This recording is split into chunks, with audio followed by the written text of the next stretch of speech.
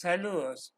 Yo les voy a hablar sobre los sistemas de archivos distribuidos, más específicamente sobre la arquitectura de los archivos distribuidos. ¿Ok? La arquitectura de los sistemas de archivos distribuidos. Aquí tenemos la arquitectura cliente-servidor.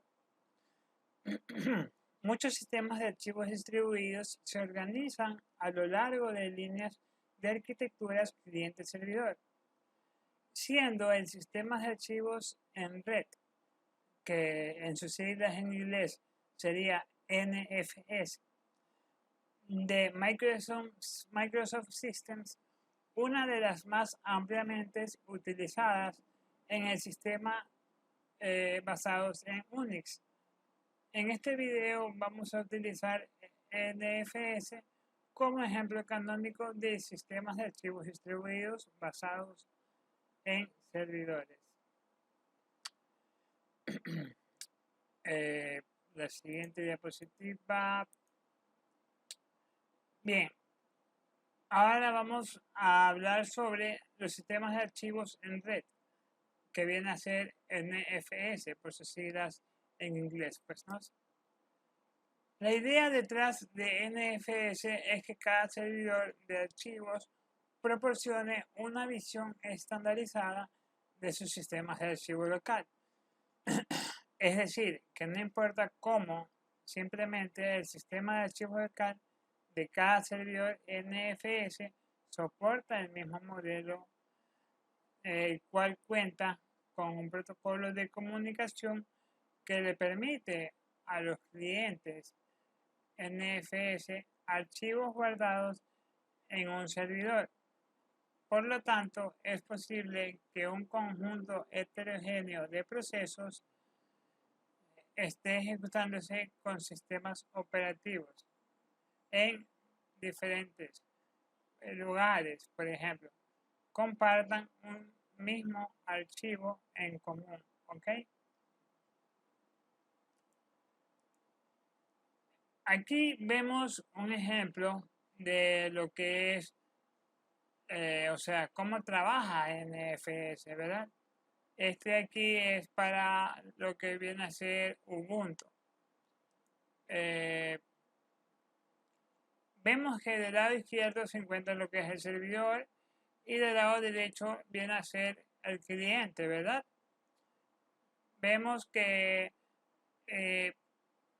aquí hay la máquina del cliente que viene a ser un cliente, dos clientes, n cantidad de clientes. Aquí vemos que hay diferentes conexiones, ¿ok? Entonces, ¿qué sucede? Un cliente sube un archivo al servidor NFS, ¿verdad? Entonces, ese cliente, al subir el archivo a un directorio en específico que está compartido en red, ¿verdad? Hace público ese archivo para un grupo específico de clientes. O sea, viene el cliente, sube su archivo, lo hace público o decide para qué personas lo hace público, ¿verdad? Y los demás clientes pueden acceder al archivo que fue subido por otro cliente, ¿verdad? Por ejemplo, nosotros tenemos en Windows un directorio compartido. Subimos un archivo a ese directorio compartido, ¿verdad? Y si le decimos a otra persona que está en nuestra misma red, pero se encuentra en otro equipo, le decimos que acceda a ese directorio, esa persona va a poder ver nuestro archivo, ¿verdad? Porque esa persona es una de las cuales nosotros decidimos o necesitamos que pueda ver o manipular dicho archivo, ¿ok? Entonces, esto sería lo que es eh, una gráfica del NFS. Siguiendo, vemos ahora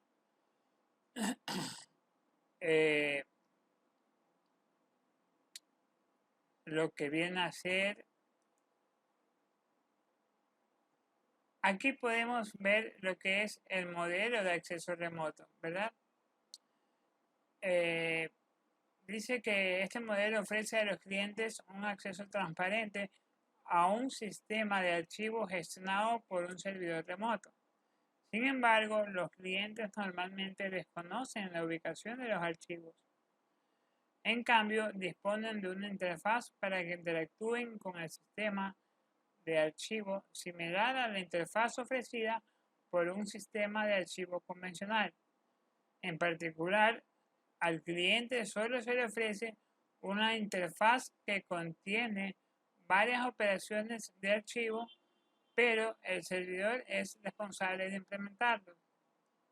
Por consiguiente, a este modelo también se le denomina modelo de acceso remoto. Es básicamente lo que encontramos hoy en día para los archivos que compartimos, ¿ok? Porque ahí vamos a ver la gráfica. Ya. Con el modelo de acceso remoto, básicamente nos estamos refiriendo a cómo compartimos archivos, ¿verdad? En lo que es las diferentes instituciones que nos brindan la posibilidad de compartir un archivo en la nube, ¿ok? Pero cada empresa lo permite de una manera que para nosotros en la mayoría de los casos no nos fijamos o no le prestamos importancia, ¿ok? Pero aquí en lo que viene siendo el gráfico, vemos que hay un cliente y vemos que hay diferentes conexiones, ¿verdad? Entonces, vemos que el servidor tiene un archivo, ¿verdad? Y dice, el archivo permanece en el servidor. ¿Ok?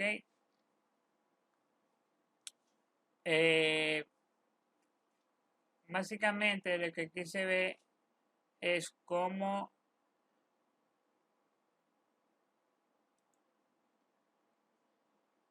como estaba comentando, bien, en esta diapositiva vemos que hay un lado del cliente y otro lado del servidor, ¿verdad? Entonces, ¿qué pasa? Aquí nos dice que la solicitud del cliente para acceder a un archivo remoto. Vemos que hay en este caso dos solicitudes, ¿verdad? Una y dos. Ahora, aquí dice el archivo permanece en el servidor. Ok.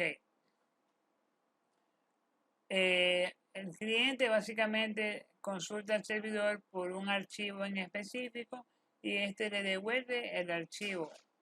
Ya. Ahora, ¿cómo podemos ejemplificar esto? Esto sería más específico de verlo, o un ejemplo de uso sería en Google Drive, ¿ok? ¿Por qué en Google Drive? Porque en Google Drive, por ejemplo, nosotros subimos un archivo a un directorio en Google Drive, ¿verdad? Y luego decidimos compartir ese archivo con con 10 personas, ¿verdad? Porque necesitamos que esas 10 personas revisen o incluso que trabajen en el archivo, ¿verdad? Entonces, nosotros le damos permiso a esa cantidad de personas. Bien, ahora, ¿cuándo se ve este momento en el que todos están accediendo? Cuando uno comparte el archivo y lo abre, al mismo tiempo lo puede abrir N cantidad de personas con las cuales nosotros hayamos compartido dicho archivo, ¿ok? Entonces, una persona, yo puedo abrir el archivo y puedo estar editando la introducción. mientras otra persona está modificando lo que son los ejemplos de ese documento, ¿verdad? Mientras yo estoy editando la introducción. Y mientras yo estoy editando la introducción, mientras que la otra persona modifica lo que son los ejemplos, hay otra persona también que se encuentra modificando, no sé, se me ocurre la bibliografía del documento, ¿ok? Entonces, ese es un ejemplo real, o ese es un ejemplo para este caso, en donde vemos que n cantidad de clientes están accediendo a un mismo archivo y modificándolo en tiempo real, ¿ok? Y como el archivo permanece en el servidor, nosotros podemos ver las modificaciones que se van haciendo en todo momento, las modificaciones que yo hago o las modificaciones que hace la otra persona, ¿ok? Ese sería un ejemplo de lo que viene a ser el modelo de acceso remoto. Ahora, continuando con la siguiente diapositiva, vamos a ver lo que es el modelo de carga y descarga. En el modelo de carga y descarga, un cliente accede a un archivo localmente después de haberlo descargado del servidor. Cuando el cliente termina con el archivo, lo carga otra vez en el servidor para que pueda ser utilizado por otro cliente. El servicio FTP de Internet se utiliza de esta manera cuando un cliente descarga un archivo completo y lo modifica y luego lo repone. El protocolo de transferencia de archivos es un protocolo de red para la transferencia de archivos entre sistemas conectados a una red TCP basado en la arquitectura cliente-servidor. ¿Con esto qué decimos? En esencia, lo que hacemos, como nos dice, es, hay un archivo en el servidor, ¿verdad? Que hemos subido nosotros, que hemos guardado con diferentes características. Ahora, ¿qué pasa? Nosotros volvemos a necesitar a modificar ese archivo. Nosotros lo abrimos, ¿verdad? Y cuando lo abrimos, ese archivo entra en modo edición, es decir, es descargado en nuestros equipos. Mientras lo estamos editando, ¿verdad? Estamos editando, trabajando, hacemos los cambios que necesitemos y posteriormente, cuando cerremos el documento, el archivo guarda los cambios en la nube, ¿verdad? Y ese cambio se refleja en nuestro equipo también. Ok. Como un ejemplo de esto podría ser cuando utilizamos lo que es el Google Drive. No, perdón.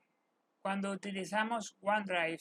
Un ejemplo de modelo carga y descarga es cuando utilizamos OneDrive, ¿verdad?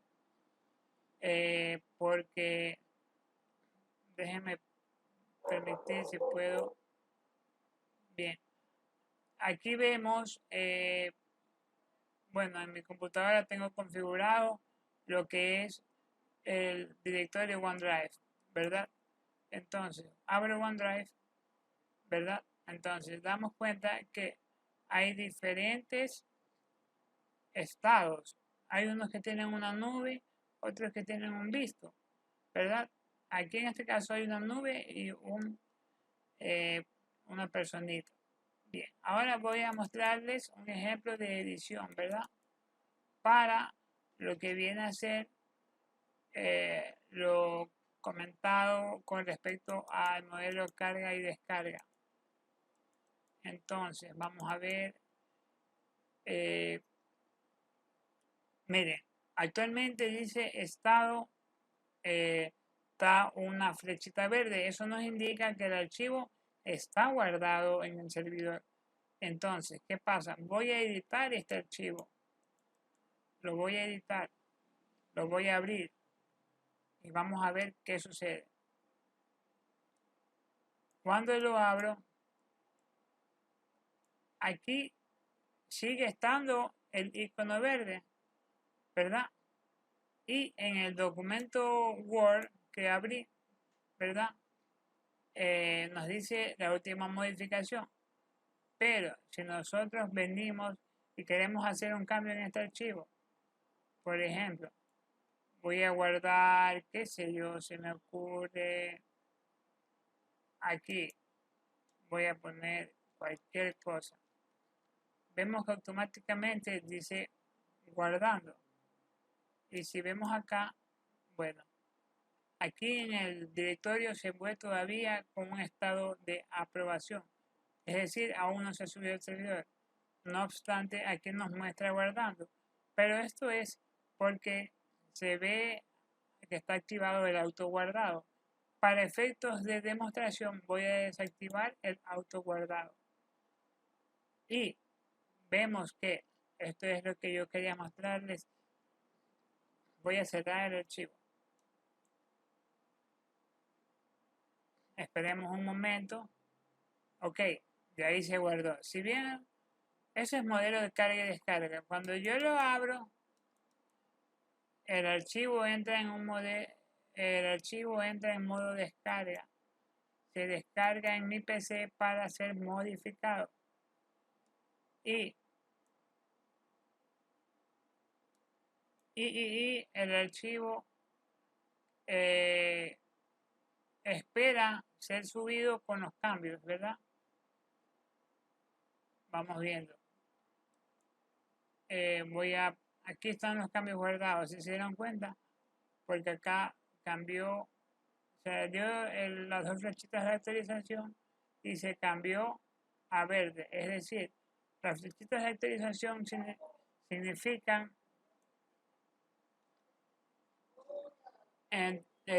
y se guarda, o sea, se reflejan los cambios y se guardan. Ay, Jesús. Bien, entonces, en resumen, se abre el documento, ¿verdad? Y una vez que los cambios son realizados en el documento, hacemos otro, por efectos de demostración, volvemos a modificar, ¿verdad? Una vez que terminamos de modificar, cerramos, nos sale el cuadro de diálogo de confirmación de guardado, guardamos, entonces se guarda, vemos el documento, lo que está haciendo aquí es refrescando, es decir, el documento que estaba en el equipo se vuelve a subir. Cuando aparece el verde quiere decir que terminó de cargar al servidor. Bien, entonces, eso con respecto al modelo de carga y descarga, ¿verdad? Queda el gráfico de aquí. Ajá. Archivo viejo. A ver, no, pues me tocaba ahorita explicar el modelo de carga y descarga.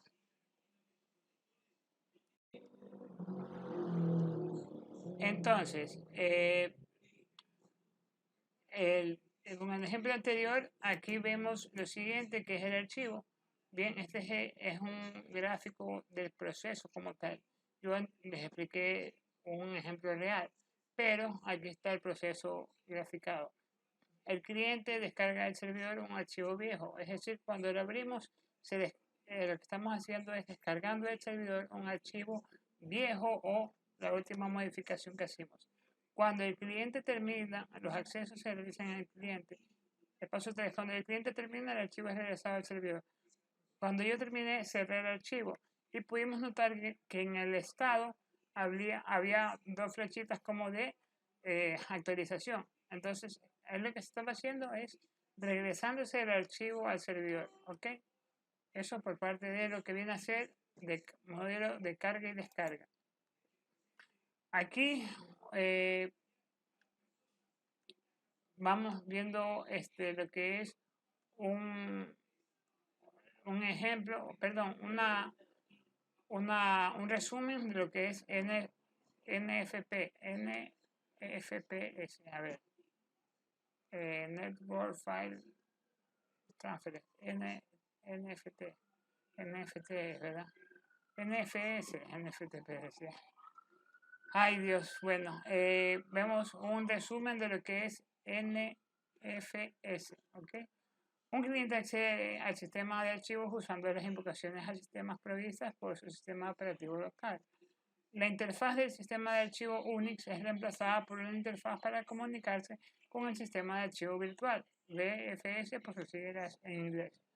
Con el NFS, las operaciones de interfaz se transfieren o a un sistema de archivo local o a otro componente conocido como cliente NFS, el cual se encarga de manejar el acceso a los archivos guardados en un servidor remoto. En el NFS, toda la comunicación entre cliente y servidor se realiza mediante RPC. Del lado del servidor, la organización es similar. El servidor NFS se encarga de manejar las solicitudes del cliente. El resguardo de RPS desempaca las solicitudes y el servidor NFS las transforma en archivos las transforma en operaciones con archivos BFS regulares que posteriormente se transfieren a la capa BFS. El BFS es responsable de implementar un sistema de archivo local donde los archivos estén resguardados. Bien,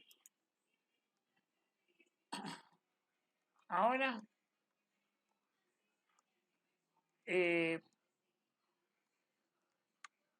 aquí vemos lo que es los archivos distribuidos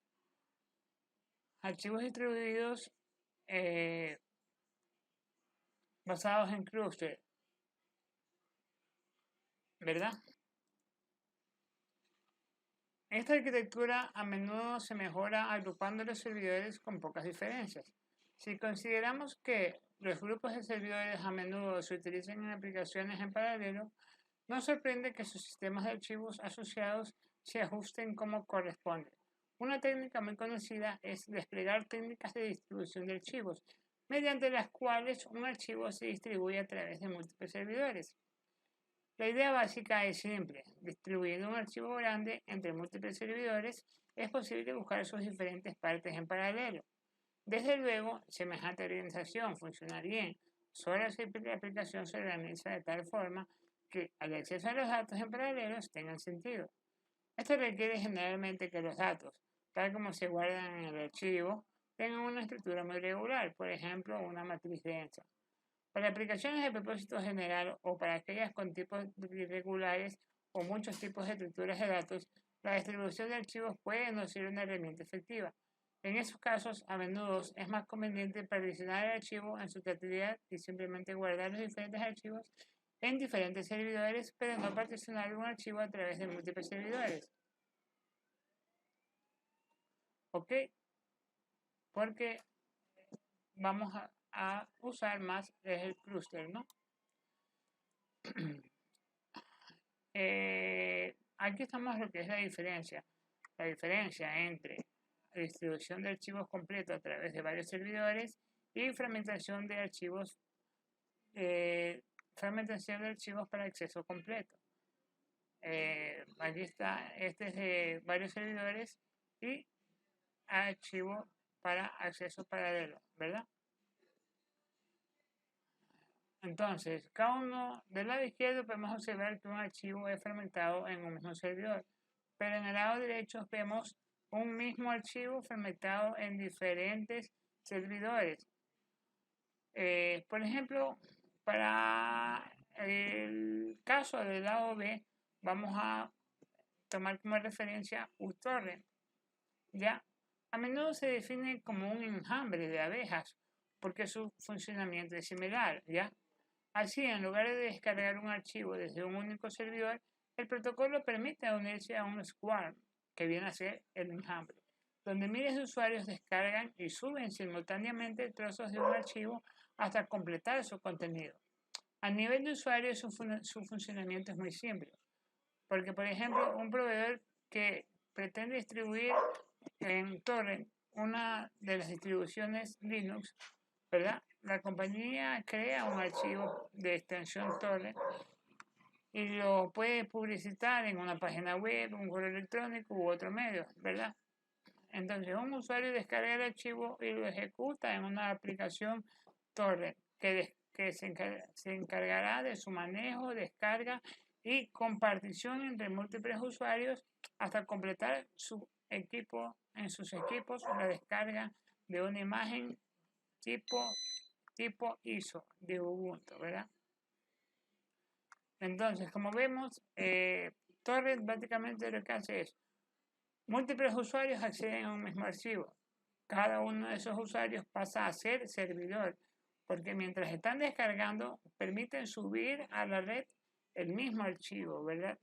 Entonces, lo que hace es que entre más usuarios hayan descargando el mismo archivo, la misma cantidad de usuarios va a permitir su subida y, en efecto, lo que va a hacer es permitir mayor disponibilidad y menos tiempo de duración de descarga de dicho archivo, ¿verdad? Eso es un ejemplo de la fragmentación de archivos para acceso paralelo, ¿verdad? Porque vemos que el mismo archivo está en diferentes servidores, vienen a ser los usuarios. Aquí vendría a ser el equipo del usuario 1, usuario 2, usuario 3, y el mismo archivo está en cada uno de esos lugares. Como vemos aquí, viene a ser la representación de un archivo. Bien, bien, aquí vemos un gráfico de Google, ya, dice organización de grupo de servidores de Google. Este es un sistema de Google llamado GFS, que es el Google Files System, ¿verdad? Que es una forma o una arquitectura propia de Google para manejar sus archivos, ¿no? Entonces, aquí vemos cómo trabaja el proceso. El cliente manda a buscar un nombre de archivo o indicador para este archivo, ¿no? Entonces hay un maestro que lo que hace el maestro es buscar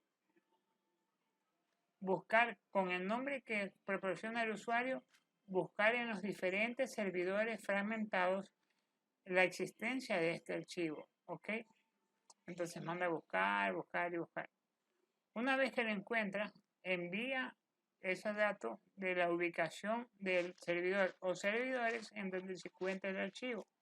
Entonces el usuario, como ya obtiene la dirección, él manda la ID del archivo y el rango, es decir, entre el servidor tanto y el servidor tanto se encuentra mi archivo fragmentado, ¿verdad? Entonces se hace el proceso de búsqueda, el algoritmo de búsqueda, ¿verdad? Y se completan los datos fragmentados y el usuario va obteniendo dicho archivo, pues no.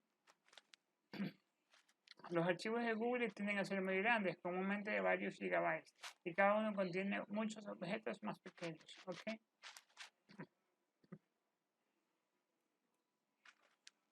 Bien, vemos lo que son las arquitecturas simétricas ahora. Primero vimos las arquitecturas cliente-servidor, luego las arquitecturas, vimos lo que es la arquitectura cliente-servidor, luego la arquitectura ahora la arquitectura simétrica, ya la arquitectura basada en cluster, y ahora la arquitectura asimétrica, vamos a ver, ¿ok?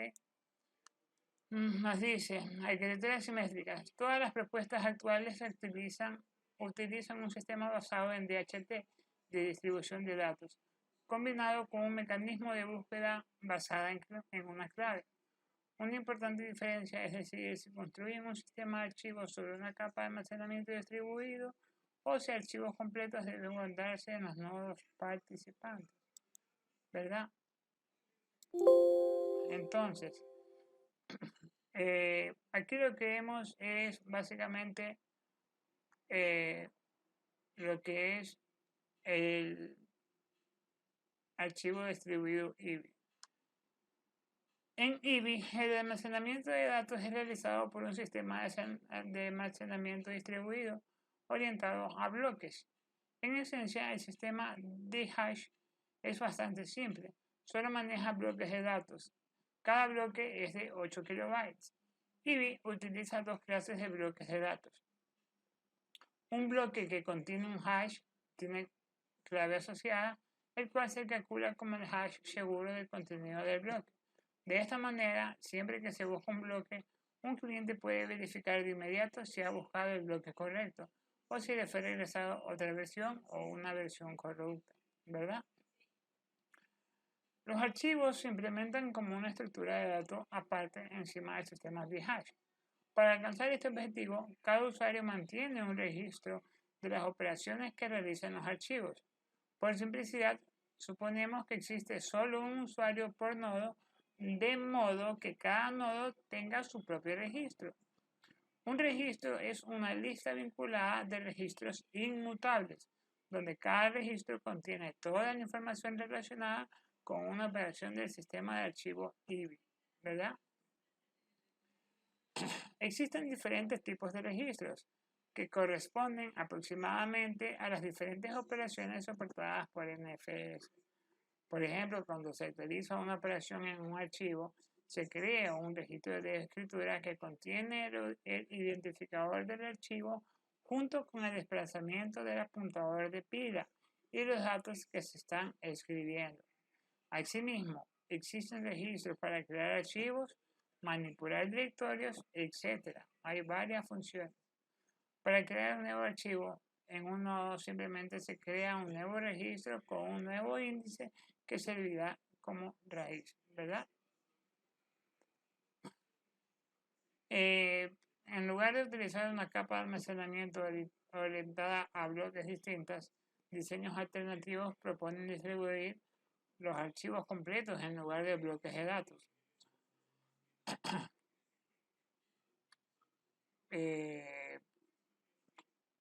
Distribuir archivos a nivel de directorios significa que todos los archivos incluidos en un subdirectorio asegurarán en el mismo nodo, ¿verdad? Asimismo, la distribución en un nivel inferior implica que todos los archivos guardados en un subdirectorio se guardarán en el mismo nodo, tomando la distribución a nivel como ejemplo. El nodo responsable de guardar archivos bajo se encuentra calculando un hash el subdirectorio correspondiente y tomándolo como clave en una búsqueda. La desventaja potencial de este método es que un nodo puede quedarse sin espacio de disco para guardar todos los archivos contenidos en el subdirectorio responsable de hacerlo.